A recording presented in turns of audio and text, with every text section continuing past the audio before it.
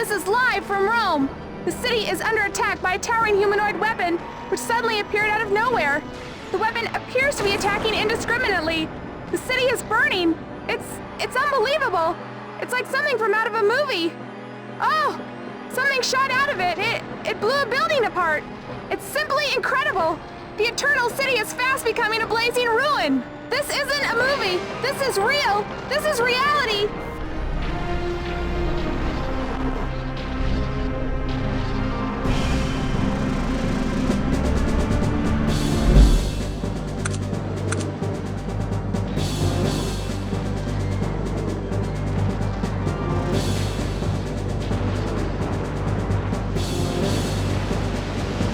Today, we're reviewing Robot Alchemic Drive. Developed by Sandlot, the same folks responsible for the Earth Defense Force series of games, the game released as a PS2 exclusive in 2002 to relatively low sales numbers, totaling at only 70,000 globally. Despite this, the game's picked up a bit of a cult following over the years, mostly due to its so bad it's good voice acting. Waiting now. Where do you think you're going? I have to go home to Grandma. She wasn't feeling well, so she stayed in bed.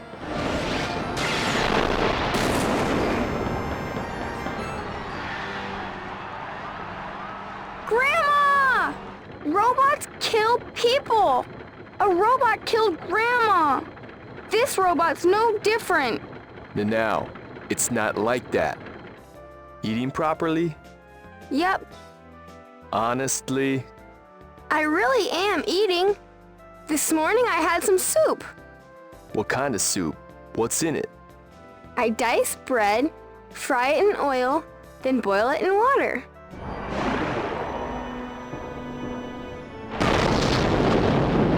Whoa! Wow! Vulgar! Shh! Ellen, come on! Run! Some of these are comedy gold. The timing, cadence, just everything about the voice line delivery. I could go on and on showing clips, but YouTube is already filled with those. Today, my goal is to show you that not only is Robot Alchemic Drive a solid game, it's really one that every fan of the mech genre should experience.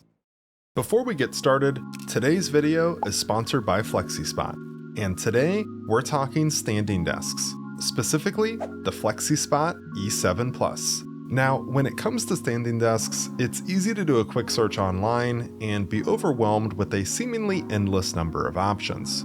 There's one factor though that you really should be made aware of: two-legged versus four-legged desks. If loading capacity and, my personal selling point, stability are important to you, you're going to want to look at something with four legs, because trust me, these are in a completely different league in this department. Enter the E7 Plus.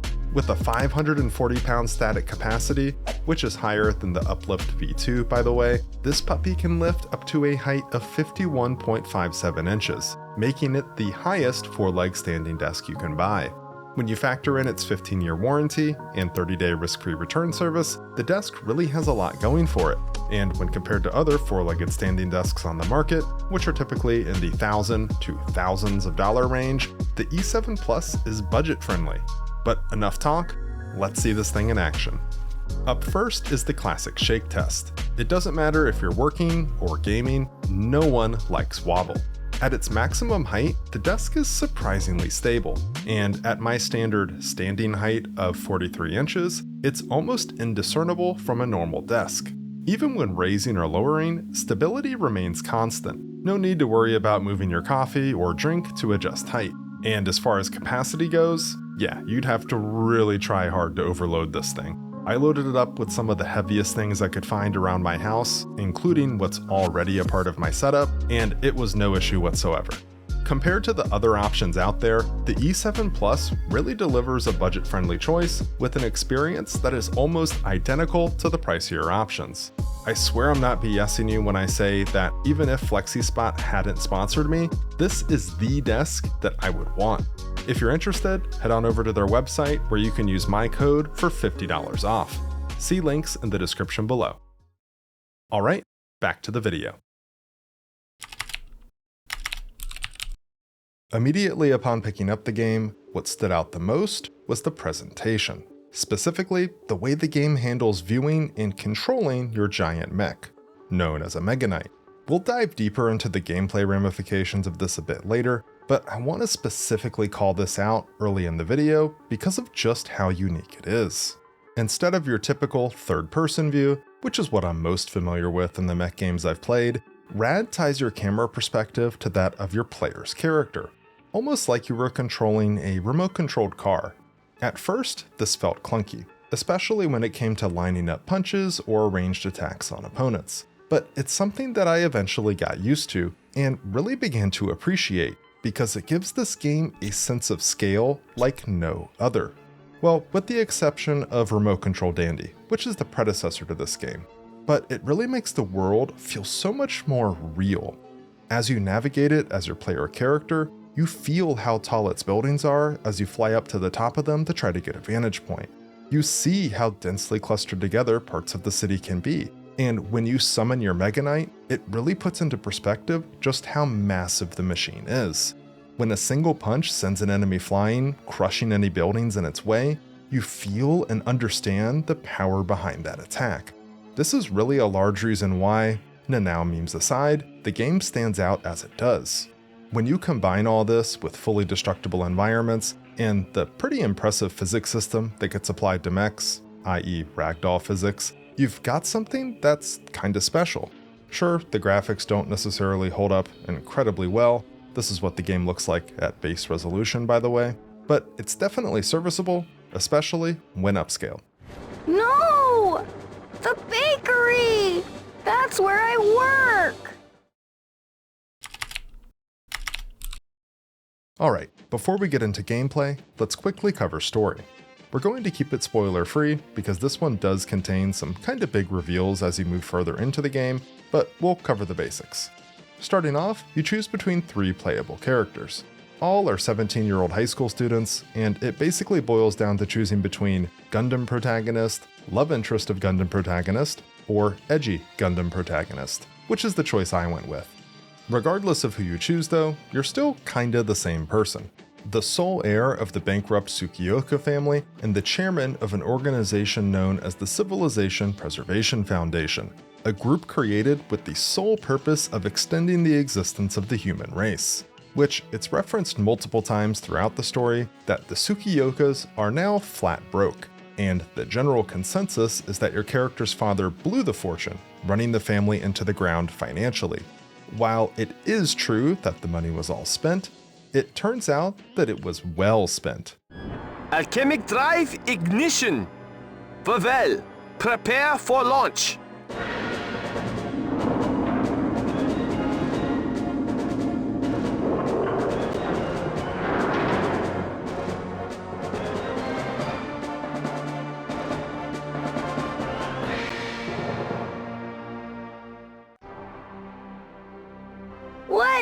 What is that? Mega Knights, the Foundation's ultimate creation. There are actually 3 available in-game. When you first start your playthrough, you get to choose your starting one, although you do eventually unlock all of them to use. Vavel, Leguile, and Glang. Turns out, creating these monstrosities was a pretty good investment, because when the baddies of the game, the Volgara, attack, humanity is all but unprepared. And the Mega Knights? Well, they seem to be the only thing that has a chance of facing off against these alien invaders. From the very first battle, all the way up until the end, you'll find yourself constantly facing off against these. The basic formula is load into a mission, get a bit of extremely emotionally moving dialogue between various characters, and then proceed. There is a little bit of variance here and there, where your objectives will vary from just defeating the enemy to doing things like rescuing a bus, defending specific buildings, trying not to destroy a news chopper, etc. But ultimately, across its 53 mission campaign, everything eventually boils down to fighting. Thankfully, facing off against giant mechanized enemies has never felt better. Gameplay is where Robot Alchemic Drive really shines. We touched on the game's unique camera system earlier, but it can't really be overstated how much this impacts the feel of gameplay beyond just the sense of scale. When you load into a level, it's always top priority to find a position that will give you a good enough vantage point to guide your mech into combat. But as you can probably imagine, combat between two giant enemies in destructible environments is not a very static thing. Sometimes all it can take is one punch to send your opponent sliding back out of visual range, or the building that you're standing on may find itself being rapidly deconstructed. When things like this happen, you'll find yourself scrambling to get into a new position, which requires switching off of controlling your mech, leaving it open to potential attack. Of course, if you'd like, you can always opt to just ride on the Mega Knight itself. This can be a bit risky during combat though.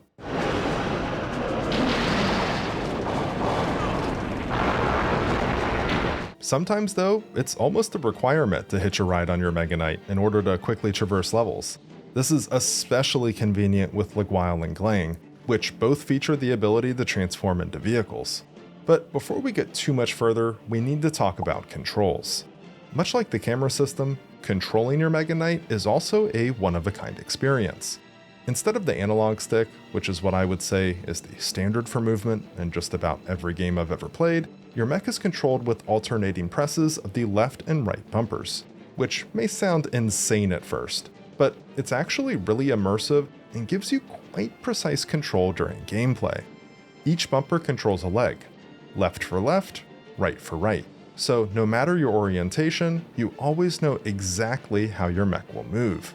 A good example of this is how this can be used to shorten the distance of strides. If you don't want your mech to take a full-length step, simply release the corresponding bumper when it's in the position you want it to end at. The exact same goes for walking backwards, just instead of using the bumpers, you use the triggers. This concept of directly controlling the mech's movements also applies to the way you attack opponents, with another very interesting control concept: controlling arm movement with analog sticks. It's as simple as it sounds. Your left analog stick controls the left arm, and the right. You can manipulate the sticks in various ways to throw different sorts of attacks, like straight punches, crosses, or chops, and you can also tilt them inward to throw up a guard for blocking attacks. Again, this might sound crazy, and yeah, it did take a bit of adjusting to, even after doing the game's tutorial, but man, once it clicks, it is incredibly satisfying. Winding up a big right hand, throwing it forward, and then watching it connect, sending the Volgara sliding through building after building, is an experience that isn't easily replicated elsewhere. An evacuation warning has been issued to the medical team. While melee combat is basically the main method of dealing damage in this game, your Mega Knights do also have ranged weapons, like lasers and torpedoes, but you're sort of soft-locked out of using them in the beginning of fights because of something called the Phantom system. The Phantom system!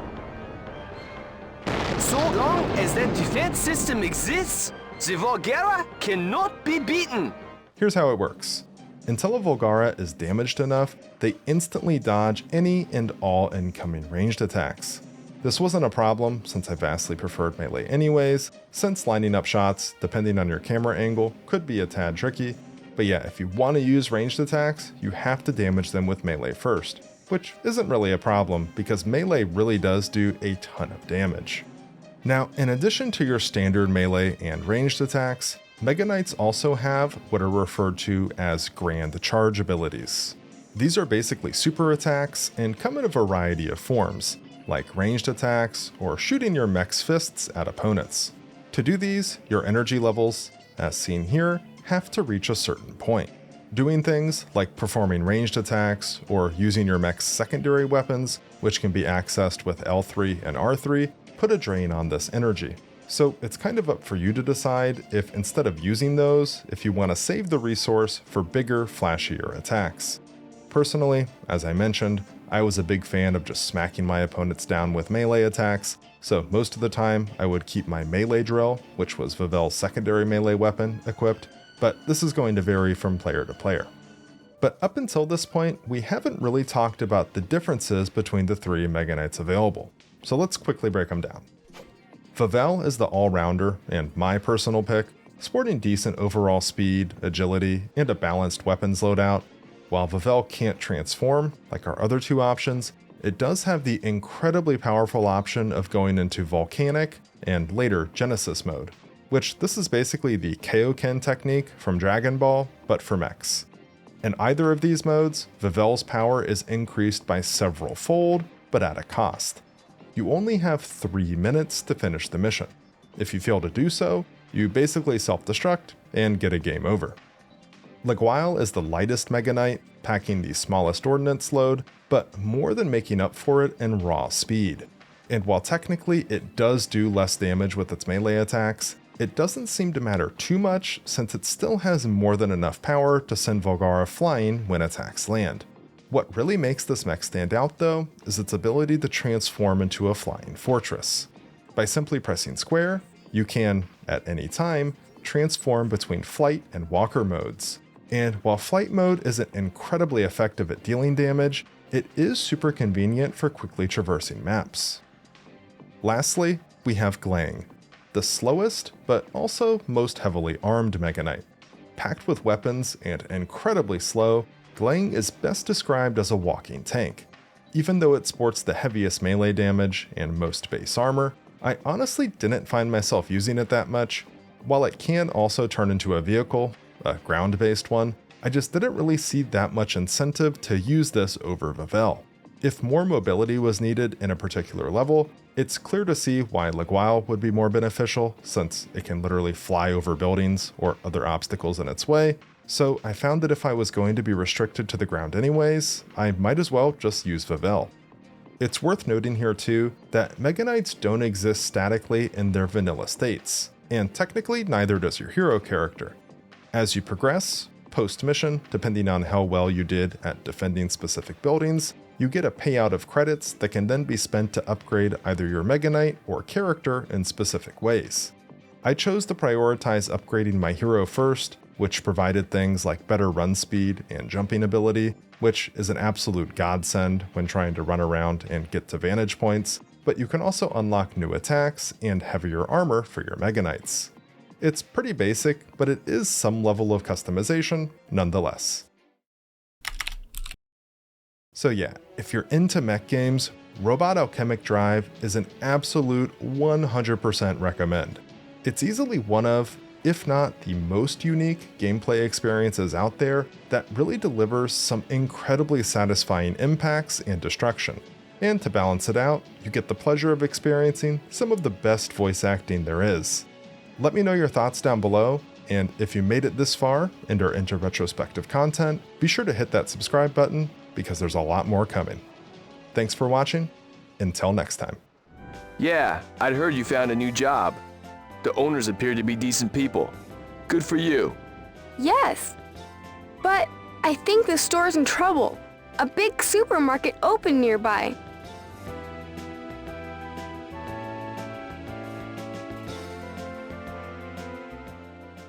They're taking the customers. This supermarket.